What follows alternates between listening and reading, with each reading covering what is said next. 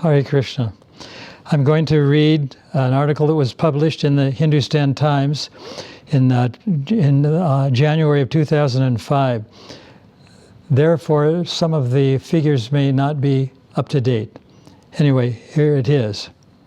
Asha Ramanam, a young mother in Sri Lanka, grieves for her 10-year-old son, Rohit Charnak, 31, from Chennai.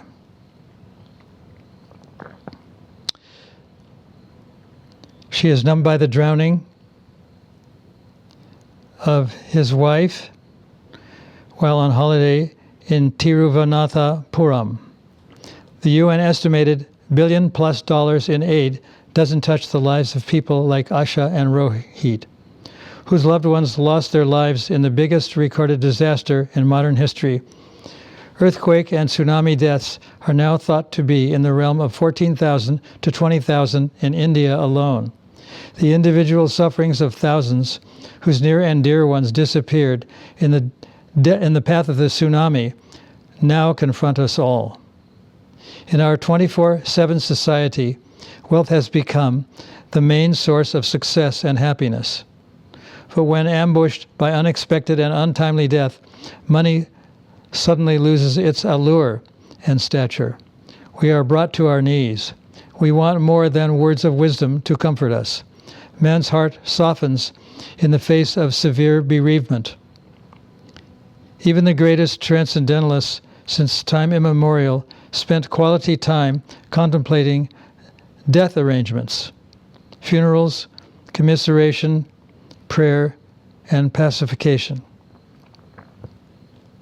We all know that it is time alone that alleviates the pain and scarring of premature loss of a man's life.